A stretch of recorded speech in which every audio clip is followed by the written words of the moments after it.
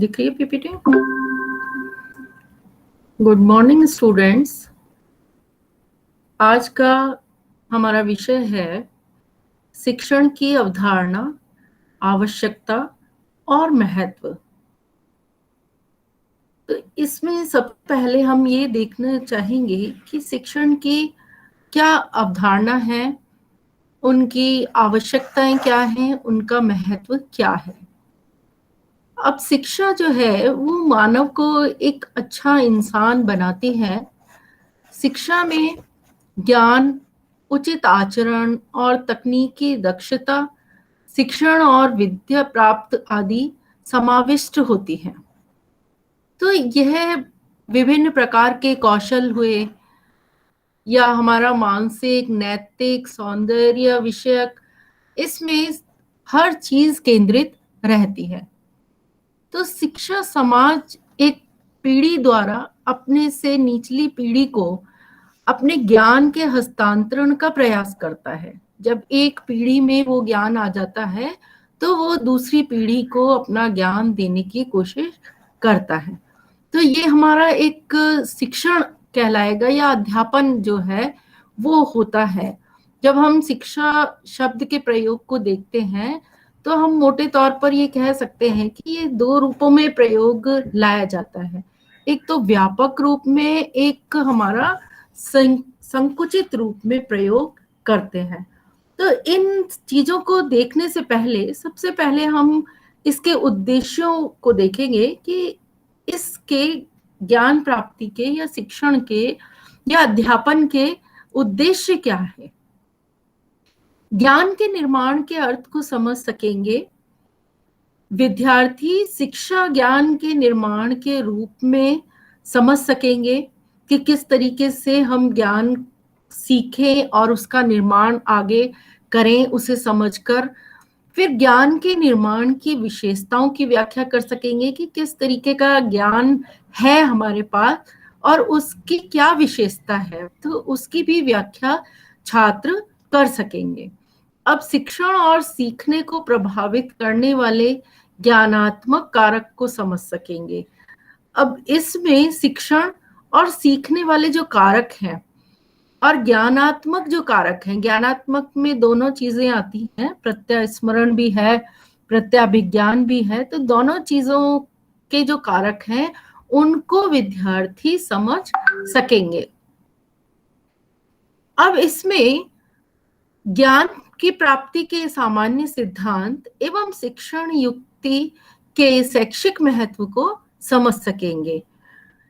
इसमें कोई जो विभिन्न सामान्य सिद्धांत होते हैं शिक्षण के, कि किस के द्वारा हमें ये चीजें सीखनी है और कैसे सीखनी है, तो इन्हीं सिद्धांतों को ग्रहण करके जो सामान्य से सिद्धांत हैं उनको प्राप्त करके तो शिक्षण युक्ति के शिक्षक के शैक्षिक महत्व को समझ सकेंगे कि इसका शैक्षिक महत्व क्या है।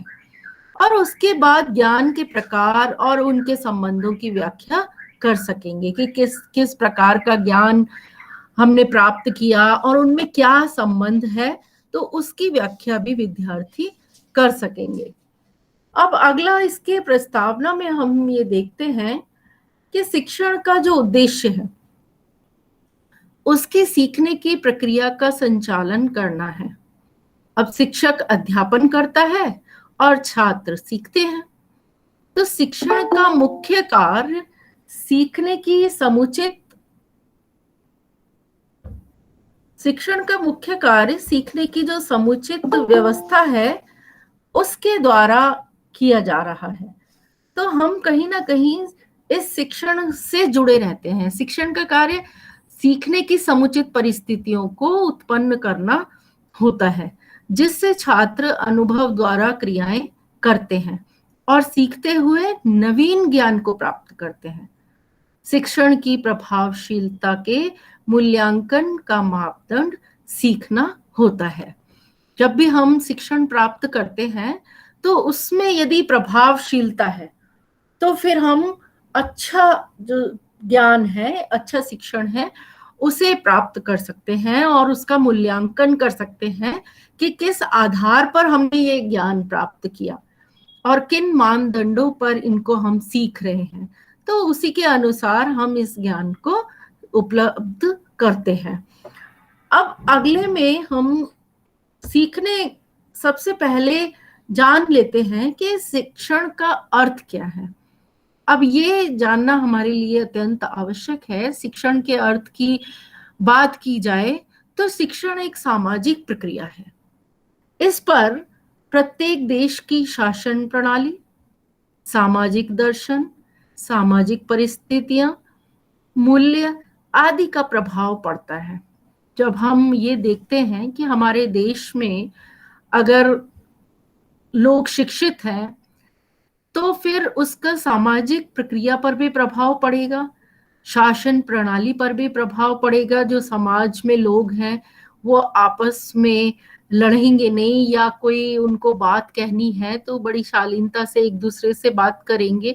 तो इन चीजों का प्रभाव पड़ता है। अगर उनमें मूल्य विकसित हो गए, पूरे समाज में लोगों में मूल्य विकसित हो गए, तो वैसे ही समाज एक अच्छा समाज कहलाएगा।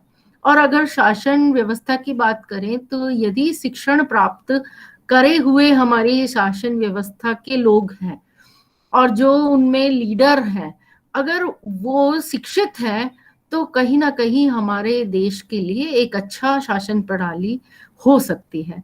तो जिस देश में जैसी शासन प्रणाली या सामाजिक एवं दार्शनिक परिस्थितियां होंगी, वहां उसी प्रकार की शिक्षण प्रणाली होगी। तो हमें यह जानना बहुत जरूरी हो जाता है कि किस चीज के आधार पर हम वहां के उसी के प्रकार की शिक्षण प्रणाली को माने। अब इसमें शिक्षण के अर्थ को अगर हम लेकर चलते हैं तो शिक्षण के जो अंग हैं या चर कह सकते हैं, वो शिक्षण के अंगों की अगर बात की जाए तो इसमें 3 प्रकार के हम वो मानते हैं। सबसे पहले तो जुड़ा हुआ होता है शिक्षण से शिक्षक और फिर शिक्षार्थी, और इन सब में भी पाठ्यक्रम। तो तीनों चीजों को मिलाकर ये शिक्षण का एक पूरा अंग बन जाता है कि अगर इनमें से एक चीज भी नहीं होगी तो फिर शिक्षण में कहीं ना कहीं रुकावट आ सकती है। शिक्षक पढ़ा रहा है तो शिक्षार्थी उसे सुन रहा है, पढ़ रहा है, समझ रहा है, तो एक तरह से ये अध्यापन चल रहा है। उसके बाद आता है कि पाठ्यक्रम। अगर पाठ्यक्रम ना हो तो शिक्षक क्या पढ़ाएगा, क्या वो एक्टिविटी करवाएगा। तो पाठ्यक्रम के द्वारा उसे एक वो मिल जाता है कि मुझे क्या करना है। उसमें पाठ्यक्रम में पूरे पाठ्यचर्या हमें पूरा सिलेबस पढ़ाना है। उसके अलावा विभिन्न कार्यक्रम जो कि शिक्षण के साथ जुड़े हुए हैं उनको भी सम्मिलित करना होता है। तो शिक्षण में बहुत सारी चीजें शामिल हो जाती हैं। शिक्षक है, शिक्षार्थी है एवं पाठ्यक्रम। तो ये हमारे शिक्षण के अंग कहलाते हैं। फिर डॉक्टर राधाकृष्णन के अनुसार, डॉक्टर राधाकृष्णन कह रहे हैं कि शिक्षा को मनुष्य और संपूर्ण समाज का निर्माण करना चाहिए। इस कार्य को किए बिना शिक्षा अनुवीक और अपूर्ण है। अगर हम शिक्षा की बात करते हैं तो अगर प्रत्येक व्यक्ति शिक्षित है तो हम ये मानते हैं कि पूरा समाज हमारा एक शिक्षित समाज बन चुका है।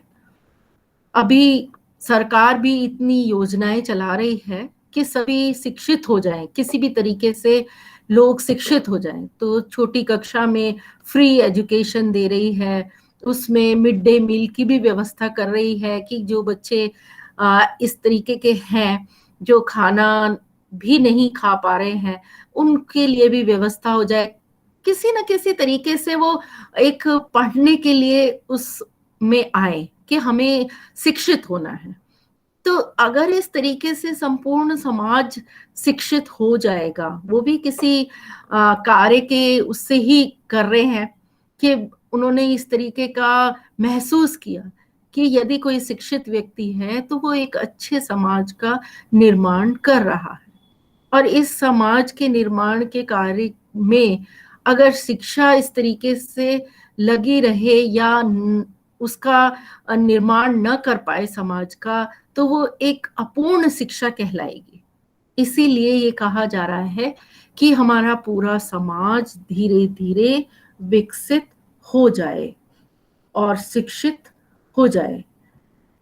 अब अगला हमारा, हम जो बात कर रहे थे कि जो शिक्षण का अर्थ है उसको हम दो अर्थों में बता रहे थे कि एक तो व्यापक अर्थ है और एक संपूर्ण अर्थ है। तो उसी के उसमें देखते हैं कि शिक्षा के दोनों अर्थों में, व्यापक अर्थों में और समुचित संकुचित अर्थों में, शिक्षण के व्यापक अर्थ में वह सब सम्मिलित किया जाता है जो मनुष्य अपने संपूर्ण जीवन में सीखता है। और मनुष्य अपनी प्रवृत्ति के अनुसार कुछ ना कुछ सीखता ही रहता है। तो सिखाने का काम व्यक्ति या वस्तु द्वारा किया जाता है और सबसे पहले समाज की सबसे छोटी इकाई जो कि परिवार है उससे सीखता है, फिर विद्यालय से सीखता है, समाज द्वारा सीखता है और फिर बाद में टेलीविजन है, नाटक आदि के माध्यम से भी सीखता है। तो इसका व्यापक अर्थ किस उसमें हम लेंगे। व्यापक अर्थ से तात्पर्य यह है कि केवल हमारा एक विद्यालय में जाकर पढ़ना यही एक शिक्षण का अर्थ नहीं है। हम शिक्षण व्यवस्था हमारी कहीं भी चल सकती है। हम विद्यालय में भी पढ़ रहे हैं, जो मनुष्य का संपूर्ण जीवन है वो हम ये मान के चलते हैं कि सीखने का ही है काम, सीखता ही रहता है व्यक्ति। तो इस उसमें हम जब सीखने की बात करते हैं तो व्यापक रूप से सीखना हमारा वही सीखना है जिसमें मनुष्य अपनी प्रवृत्ति के अनुसार कुछ ना कुछ सीखता ही रहता है। अब प्रवृत्ति उसकी जिस तरीके की है, अगर वो एक अच्छा व्यक्ति है तो वो अच्छा ज्ञान प्राप्त कर रहा है। अगर वो किसी तरीके से अपने मार्ग से भटक चुका है तो वो हो सकता है कि नेगेटिव, एक नकारात्मक विचारों का व्यक्ति बन रहा है। तो मनुष्य का जीवन तो है, लेकिन उसमें हम अलग अलग तरीके के, जिस तरीके के व्यक्ति की प्रवृत्ति है उसी के अनुसार सीखता रहता है वो। और सीखने का काम व्यक्ति या वस्तु दोनों के द्वारा किया जाता है। हम किसी भी व्यक्ति से कुछ सीख सकते हैं। तो सबसे पहले तो समाज है हमारे सामने, समाज ही सबसे छोटी एक समाज में इकाई है, परिवार।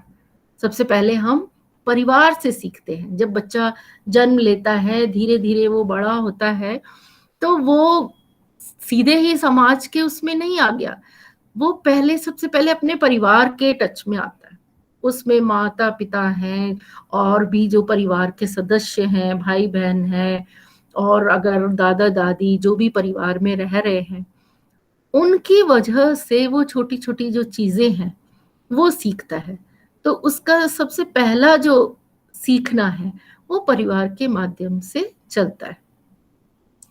अब जैसे जैसे वो बड़ा होता है तो वह विद्यालय जाना शुरू कर देता है और विद्यालय में वो व्यापक रूप से वो अपनी जो भी शिक्षा है वो ग्रहण करता है। और उसके बाद समाज के द्वारा, समाज में वो रहता है, समाज से बहुत सारी चीजें उसे प्राप्त होती हैं। ये तो है नहीं कि अकेला व्यक्ति रह सकता है या अकेला ही पूरा जीवन बिता सकता है। समाज के माध्यम से भी उसे बहुत सारी चीजें देखनी पड़ती हैं, तो वो फिर समाज से भी सीखता है। और विद्यालय में उसके नए नए दोस्त बनते हैं या उसके साथी हैं, सहयोगी हैं, उनके माध्यम से भी वो सीखता है। फिर धीरे धीरे धीरे धीरे बहुत सारे ऐसे माध्यम उनके सामने आने लगते हैं, व्यक्तियों के सामने। टेलीविजन है, नाटक है, बहुत ही चीजें हैं जिनके माध्यमों से वो सीखता है। हो सकता है कि बाहर कहीं आप जा रहे हैं, वहां कोई व्यक्ति आपको ऐसा मिल गया, बुजुर्ग व्यक्ति है या कोई कोई भी व्यक्ति है, तो अगर कोई ऐसी बात वो सुना रहा है और आपके कानों में अगर जा रही है, तो आप वहां से भी सीख रहे हो। तो इस तरीके से शिक्षण का बहुत एक बड़ा व्यापक रूप है, जो कि पूरा जीवन पर्यंत चलता रहता है सीखना। उसके बाद हम देखते हैं कि जो व्यापक अर्थ के बाद हमारा जो अर्थ है वो एक संकुचित रूप में हमारे सामने आता है। संकुचित रूप में हम ये देखते हैं कि कभी हम स्कूल या ऐसा कोई संगठन है जिसके माध्यम से हम वहीं जाकर एक लिमिटेड समय में, एक निश्चित समय है उसमें हम एक शिक्षण व्यवस्था हमारी चल रही है, तो वो एक संकुचित रूप हो गया। केवल उसी दायरे में हम इन चीजों को सीख रहे हैं। उसके बाद हमारा शिक्षण के प्रकार भी बहुत सारे हमारे सामने आते हैं। अब शिक्षण के प्रकार में एक तंत्रात्मक शिक्षण है।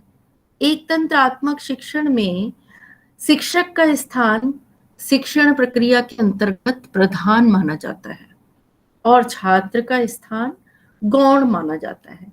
अब इसमें केवल शिक्षक का ही रोल सबसे अधिक है। शिक्षक जो कहेगा वही होगा। क्यों? क्योंकि इसके अंतर्गत एक तंत्रात्मक शिक्षण है।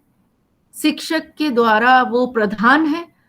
अब जो वो पढ़ा रहा है वो छात्र सुनेंगे, क्योंकि छात्र इसमें गौण स्थान रखते हैं। जब शिक्षक यदि कोई चीज पूछता है बच्चों से, विद्यार्थियों से, तो फिर वो बता सकते हैं, वरना इसमें शिक्षक बोलता रहता है, अपना व्याख्यान देता रहता है और जो छात्र हैं वो उसे सुनते रहते हैं। तो इसमें एक तंत्रात्मक शिक्षण में शिक्षक ही महत्वपूर्ण स्थान अपना रखता है। उसके बाद है लोकतंत्रात्मक या जनतंत्र शिक्षण। अब लोकतंत्रात्मक का जो शिक्षण है, यह शिक्षण प्रणाली मानवीय संबंधों पर आधारित होती है। इस शिक्षण में शिक्षक एवं छात्र एक दूसरे को प्रभावित करने का प्रयास करते हैं। अब जो शिक्षक है वो अपनी बात कहता है और यहाँ छात्र भी, यदि उसे कोई चीज समझ में नहीं आई तो वो पूछ सकता है शिक्षक से। तो शिक्षक का और छात्र का अंतः क्रिया वो भी चलती रहती है कक्षा में। शिक्षक अपना व्याख्यान देता है, वहां अगर कुछ बात समझ में नहीं आई तो शिक्षक कहता भी है कि अगर आप लोगों को कोई बात समझ में नहीं आई तो आप पूछ सकते हैं, और छात्र भी जो उसे समझ में नहीं आता वो पूछता रहता है। तो ये जो शिक्षण है वो दोनों उसमें चल रहा है। तो इसमें जो मानवीय संबंध है शिक्षक और छात्र के, उन पर आधारित शिक्षण कहलाता है, क्योंकि यहाँ दोनों एक दूसरे को प्रभावित कर रहे हैं और दोनों एक दूसरे को प्रभावित करने का, जानकारी देने का प्रयास करते हैं, और इस प्रयत्न के द्वारा वो शिक्षण जो प्रणाली है उसमें अपना एक महत्वपूर्ण स्थान रखते हैं। तो ये एक लोकतंत्रात्मक या जनतंत्र शिक्षण इसलिए भी कहा गया है कि इसमें सभी को अपने जो वक्तव्य है या अपना जो मत है वो देने का अधिकार है। यदि शिक्षक कुछ कहना चाहता है तो वो भी कह सकता है, और छात्र भी अपना मत रखना चाहता है तो वो भी रख सकता है। अब उसके बाद हस्तक्षेप रहित शिक्षण। हस्तक्षेप रहित शिक्षण में इस प्रकार का शिक्षण करते समय जो शिक्षक है वो छात्र के साथ मित्रवत व्यवहार करता है। इसमें कोई हस्तक्षेप नहीं होता। अगर शिक्षक चाहे तो छात्रों के द्वारा भी उसका प्रेजेंटेशन है या उसका जो कहना चाह रहा है वो आराम से उसमें कह सकता है। तो मित्रवत व्यवहार में जो भी उसकी परेशानी है, जो भी उसकी समस्या है, वो शिक्षक के समक्ष छात्र रख सकता है। और छात्र शिक्षक को भी यदि कोई छात्रों से कोई समस्या है या उनसे रिलेटेड कुछ कहना है तो वो कह सकता है, क्योंकि इसमें हस्तक्षेप नहीं होता किसी भी चीज का। शिक्षण आराम से वो प्रक्रिया चलती है। शिक्षक का मन है तो वो शिक्षक अपनी बात को मित्रवत जिस तरह से हम मित्र से अपनी परेशानी अपनी बात कर सकते हैं, उसी तरीके से हस्तक्षेप रहित शिक्षण में हम किसी भी तरीके की बात शिक्षक छात्र से और छात्र शिक्षक से, तो इस प्रकार का शिक्षण भी इसमें देखा जाता है। तो शिक्षण हम देख रहे हैं कि विभिन्न प्रकार से शिक्षण हो सकता है। तो इसमें केवल यही नहीं हम मान सकते कि शिक्षण केवल विद्यालय में ही चलता है। अध्यापन कार्य जितना भी है वो केवल अध्यापन कार्य विद्यालय हैं, कॉलेजेस हैं, यूनिवर्सिटीज हैं, हम इनके माध्यम से ही नहीं बल्कि बहुत सारे ऐसे प्रकार हैं जो हम शिक्षण का माध्यम बना सकते हैं। अब इन सभी प्रकारों के बाद हम ये देख रहे हैं कि शिक्षण की बहुत सारी ऐसी परिभाषाएं हैं जिनके माध्यम से हम इन व्यवस्थाओं को भी देख सकते हैं। तो रायबर्न के अनुसार शिक्षण की परिभाषा क्या है? रायबर्न कह रहे हैं, रायबर्न महोदय ने शिक्षण को स्पष्ट करते हुए लिखा है कि शिक्षण के 3 बिंदु हैं: शिक्षक, शिक्षार्थी एवं पाठ्य वस्तु।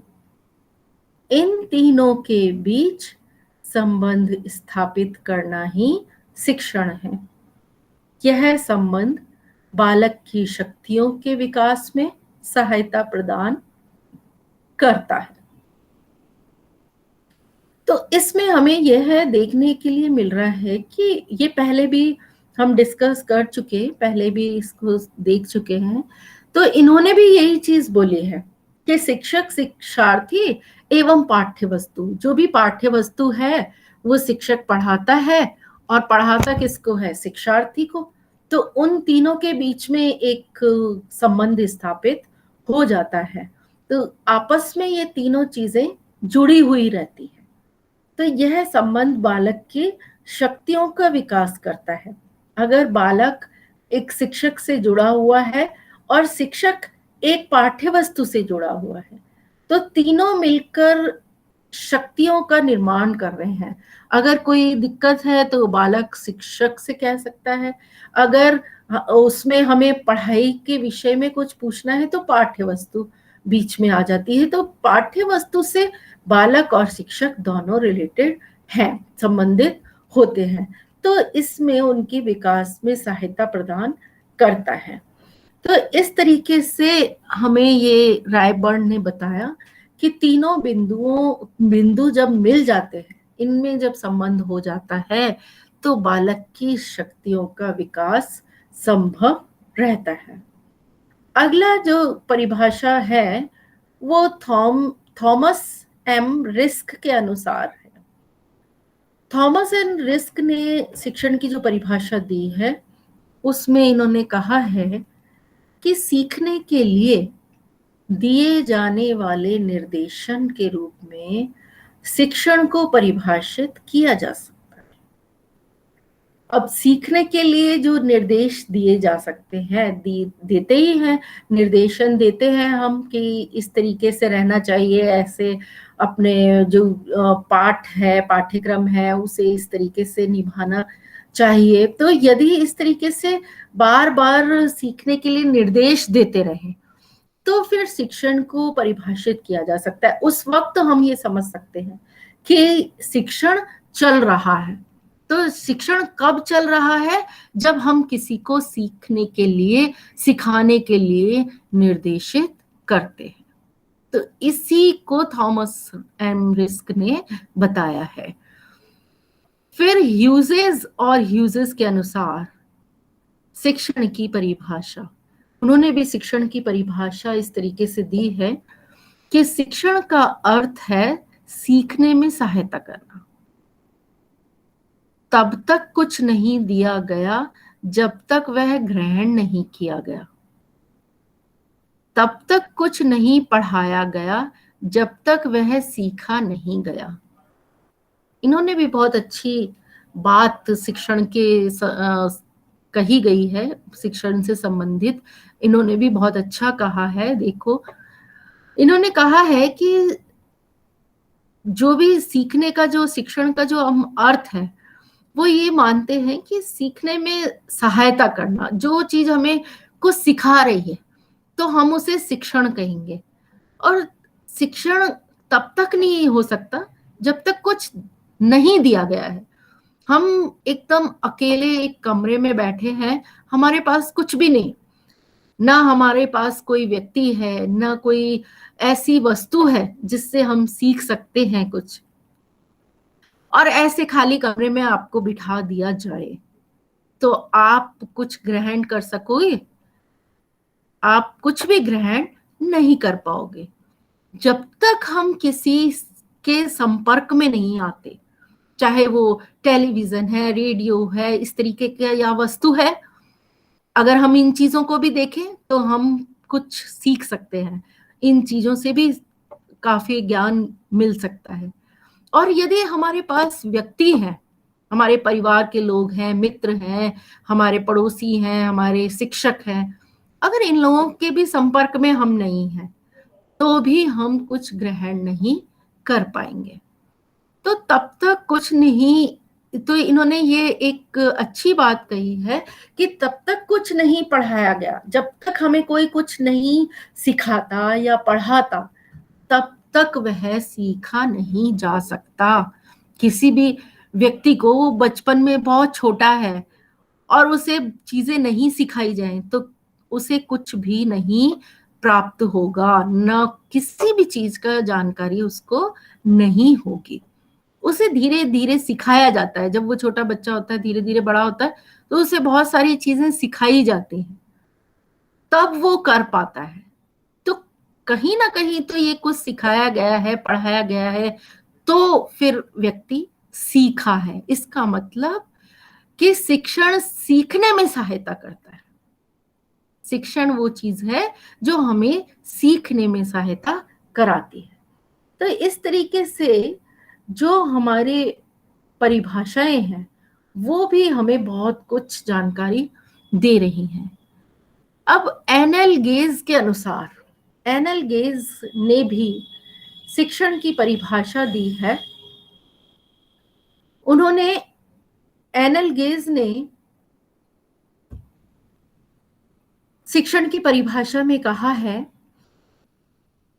कि शिक्षण पारस्परिक प्रभावों का वह रूप है जिसका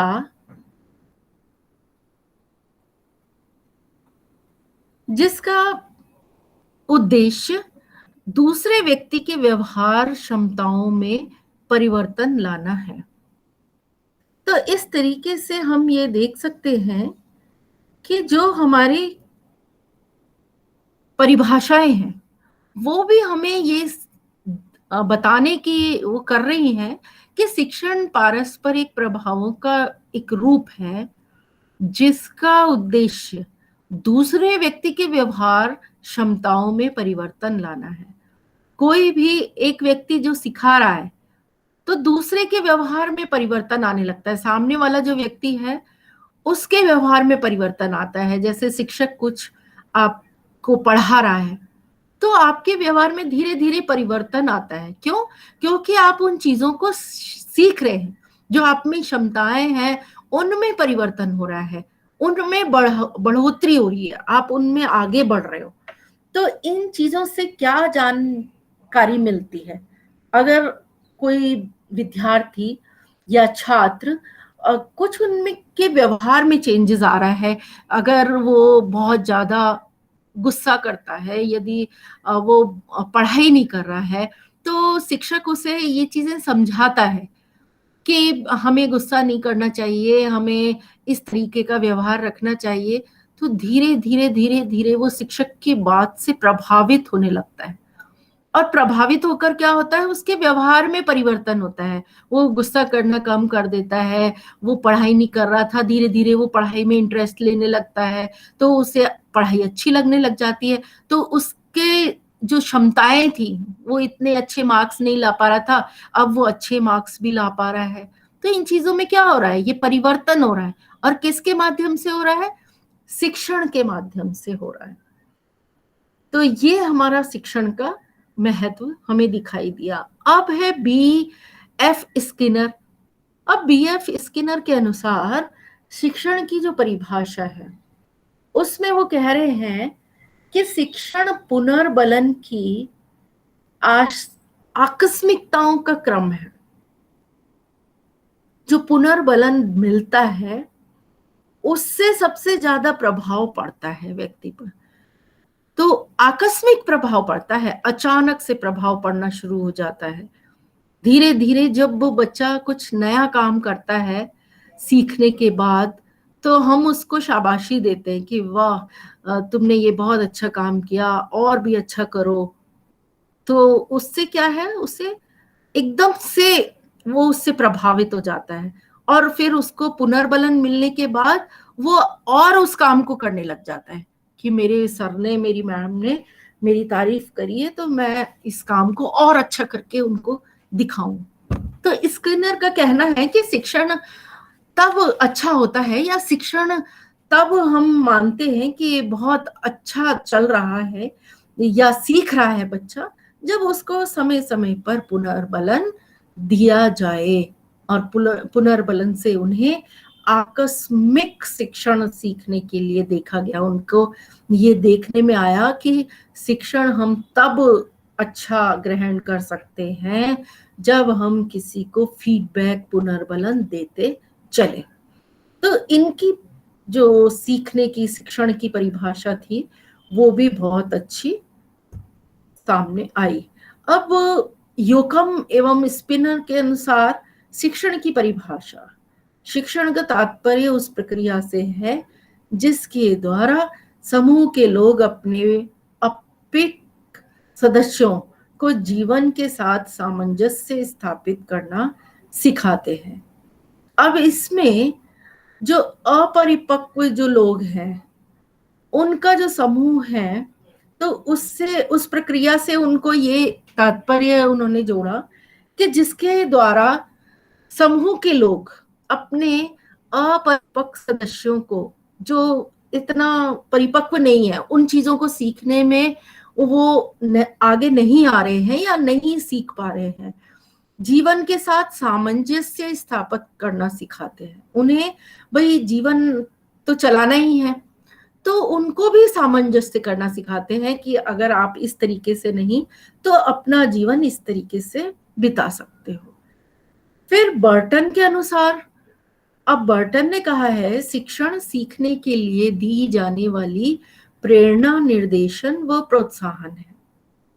तो इसमें शिक्षण जब है, तो हम उससे प्रेरणा भी ले सकते हैं, निर्देशन भी दे सकते हैं, और प्रोत्साहन भी ले सकते हैं।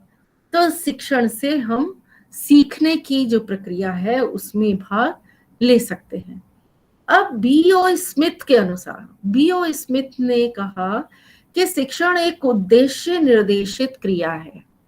हम एक उद्देश्य लेकर चलते हैं, जैसे हम अभी जो शिक्षक है वो ये मान के चलता है कि आज मैं ये पढ़ाने जा रहा हूँ, तो मेरा ये उद्देश्य पूरा हो जाएगा, मैं आज शिक्षण के विषय में बच्चों को बहुत अच्छे से समझा सकूंगी।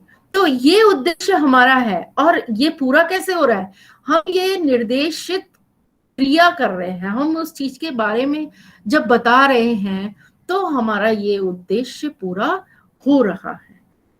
अब अगला जो आता है वो है अच्छे शिक्षण की विशेषताएं। अच्छे शिक्षण की विशेषताएं क्या हैं? अभी तक तो हम ये देख रहे थे कि शिक्षण हमें किस तरीके से देना चाहिए, क्या क्या उसकी परिभाषाएं हैं। अब है शिक्षण सुनियोजित होना चाहिए।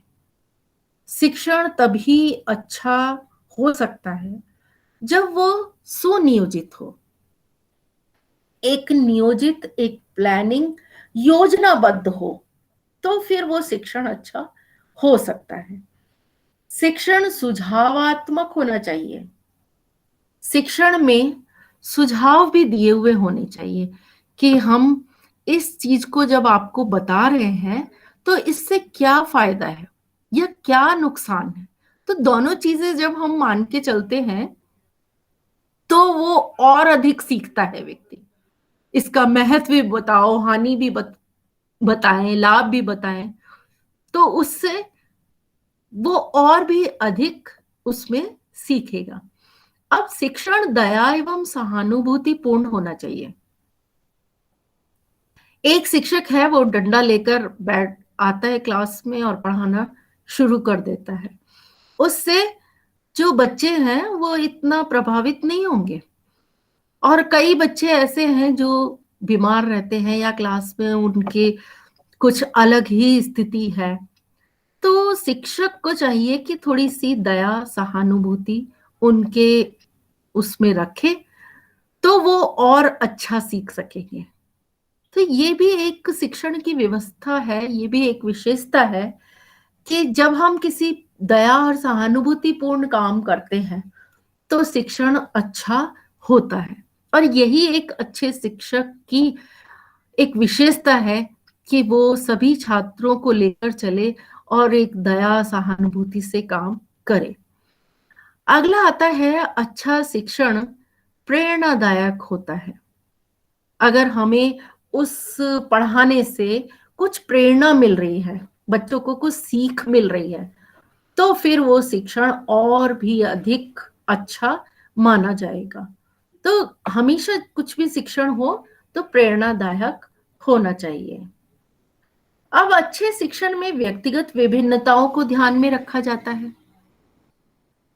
अलग अलग प्रकार के व्यक्ति होते हैं, चाहे वो समाज में हो, विद्यालय में हो। अलग अलग प्रकार के व्यक्ति शिक्षकों को भी मिलते हैं और विद्यार्थियों को भी मिलते हैं। अलग अलग विभिन्नता लिए हुए व्यक्ति, और इन सब विभिन्नताओं के आधार पर हमें ध्यान में रखकर शिक्षण करना चाहिए, ताकि किसी एक व्यक्ति को फायदा ना हो, विभिन्न सारे संपूर्ण व्यक्ति को उसका फायदा पहुंचे। अगला है शिक्षण प्रजातांत्रिक होना चाहिए। प्रजातांत्रिक से मतलब ये है कि शिक्षण केवल शिक्षक तक ही सीमित ना हो। शिक्षक शिक्षक जो कह रहा है बस वही मानते हुए चले, चाहे वो बच्चों को समझ में आ रहा है नहीं आ रहा है, उसका कोई ध्यान नहीं रखा जा रहा। तो इसमें जो शिक्षण है वो प्रजातांत्रिक होना चाहिए कि शिक्षक जो कहना चाह रहा है वो भी कहे, लेकिन जो छात्र कहना चाह रहे हैं उनकी भी सुनवाई होनी चाहिए। अगर उन्हें समझ में नहीं आ रहा है तो शिक्षक एक बार और उसको रिपीट कर दे और बता दे, तो फिर ये शिक्षक का एक अच्छा रोल होगा। तो ये एक प्रजातांत्रिक रोल की तरह हो जाता है। अब शिक्षण प्रगतिशील होना चाहिए। ये नहीं है कि एक ही पाठ को 10 दिन हो गए, टीचर उसे पूरा ही नहीं करवा पा रहा, उसे ही पढ़ाई जा रहा है, उसे ही पढ़ाई। अरे भाई, कोई आगे बढ़ना भी है, प्रगति भी होनी चाहिए। दूसरे पाठ पर आओ, तीसरे पाठ है, चौथा, और एक ही चीज को रोज बताना, ये कहाँ तक ठीक है। तो हमेशा शिक्षण में प्रगति होनी चाहिए। एक चीज बच्चा सीख गया तो उसे और आगे वाली चीजें बताई जाए, फिर और आगे वाली, तो फिर ऐसे उसका डेवलपमेंट बहुत अच्छा होगा। तो प्रगतिशील शिक्षण होना चाहिए। फिर शिक्षण निर्देशात्मक होना चाहिए। शिक्षण में कुछ ना कुछ निर्देश दिया हुआ हो कि आज हम ये पढ़ने जा रहे हैं, अब जब हम ये पूरा पढ़ लेंगे उसके बाद आपको ये इसके विषय में और जानकारी मिलेगी, या ये आपको करना है काम। तो इस तरीके के निर्देश देना भी आवश्यक हो जाता है। अब शिक्षण निदानात्मक व उपचारात्मक होना चाहिए। जो भी शिक्षण कर रहे हैं वो निदानात्मक भी होना चाहिए। सबसे पहले हमें उसमें बच्चों की जो कमियां हैं वो हम देखें कि बच्चा क्यों नहीं उसको पूरा कर पा रहा है, और फिर उसका उपचारात्मक भी होना चाहिए, उसका उपचार भी कुछ होना चाहिए। ये नहीं है कि हम केवल उनको ढूंढ तो लें उनके समस्याओं को, लेकिन उसका कोई उपचार ही नहीं करें, तो फिर क्या मतलब है। तो बच्चों की समस्याओं को ढूंढ लिया शिक्षक ने, लेकिन फिर उसका उपचार भी करें, तो फिर उसका जो बच्चा है, विद्यार्थी है, वो पूर्ण रूप से एक अच्छा विद्यार्थी बन पाएगा और अच्छा शिक्षण भी कर सकेगा।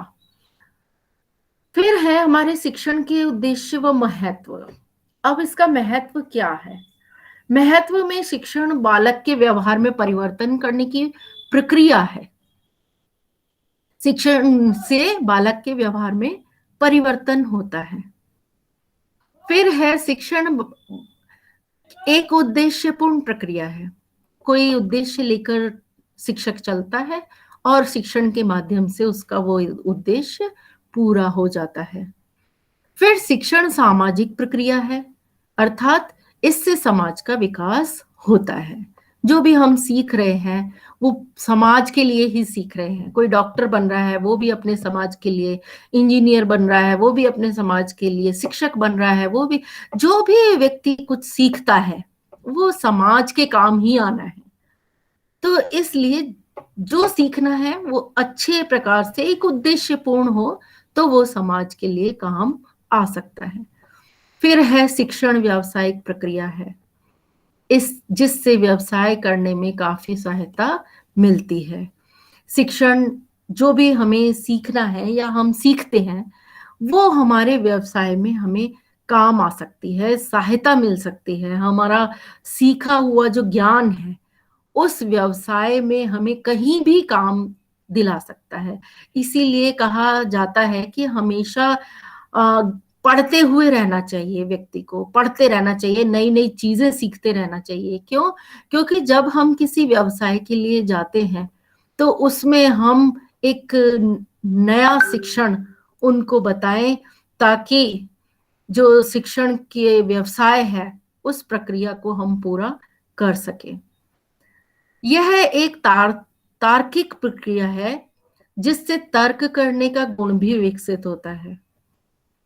तो इसमें तर्क इस तरीके से व्यक्ति कर सकता है, जब उसके सामने कुछ बताया जा रहा है तो वो उसमें तर्क कर सकता है कि सर ये चीज इस तरीके से नहीं, क्या इस तरीके से हो सकती है, या ऐसे ही क्यों होती है, या इसमें क्या गुण है जो इस तरीके से है। तो ये सारे जो गुण हैं वो उस विद्यार्थी में विकसित हो सकते हैं, तर्क करने वाले। तो जब तक वो जानेगा नहीं फिर तर्क कैसे कर सकता है। वो कुछ थोड़ा बहुत उसके विषय में जानता है इसलिए वो तर्क कर रहा है।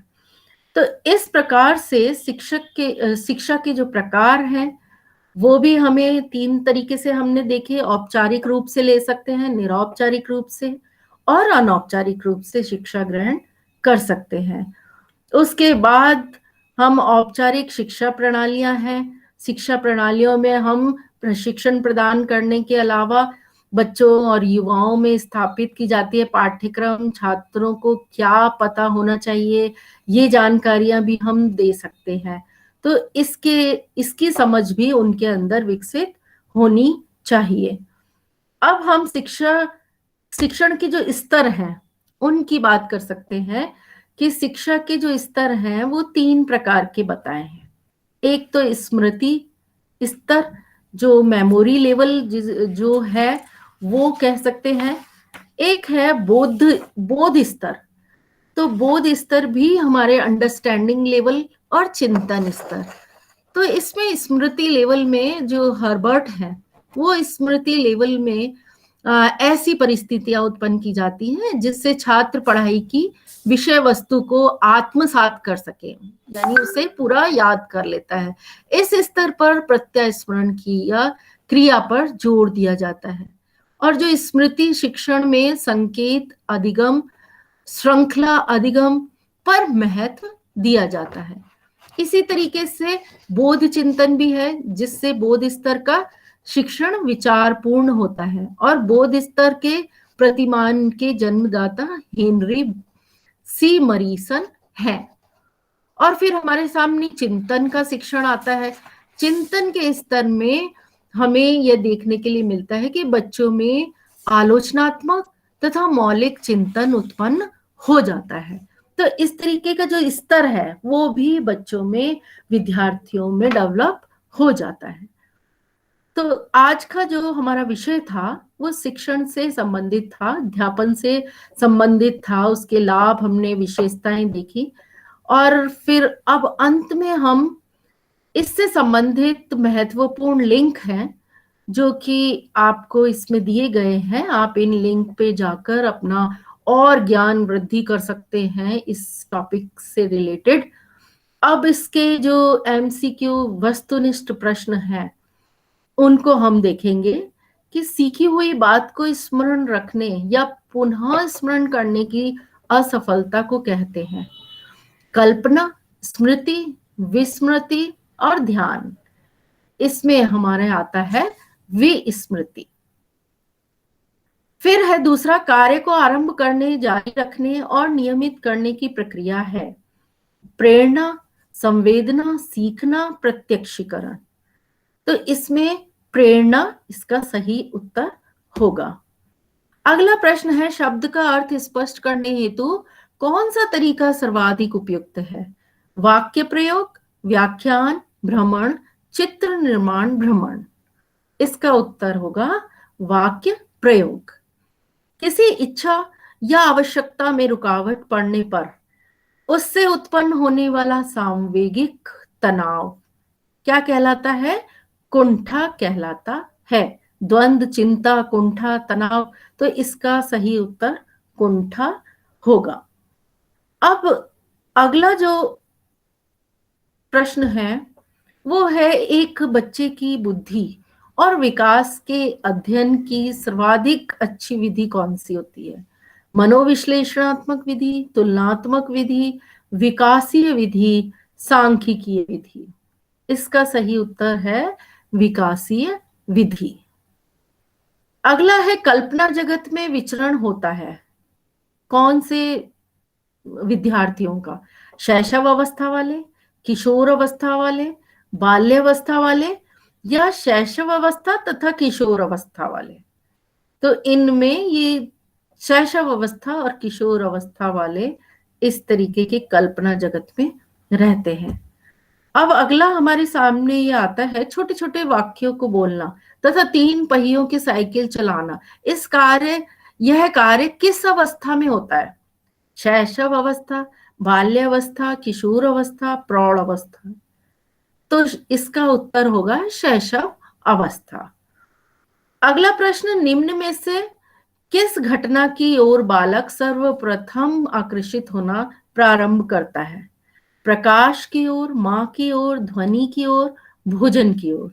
तो सबसे प्रथम, सर्वप्रथम किसकी ओर आकर्षित होता है? प्रकाश की ओर। सबसे पहले उसे प्रकाश दिखाई देता है। नेक्स्ट है, किशोर अवस्था में सामाजिक विकास पर जिसका प्रभाव नहीं पड़ता है वह निम्न में से कौन सी है? रुचियां, आवश्यकताएं, असुरक्षा, अभिवृत्ति। तो किशोर अवस्था में जो सही आंसर है वो असुरक्षा है। अंतिम प्रश्न आपके सामने, किशोर अवस्था की प्रमुख समस्या है। कौन सी प्रमुख समस्या है? वजन बढ़ाने की, शिक्षा की, समायोजन की, अच्छे परीक्षा परिणाम देने की। तो सबसे प्रमुख समस्या जो किशोर अवस्था की है वो है समायोजन करने की। समायोजन नहीं कर पाते किशोर अवस्था के बच्चे। तो ये आपका एक शिक्षण का आज पाठ पूरा हुआ। अब अगले विषय के बारे में अगली कक्षा में पढ़ेंगे। धन्यवाद।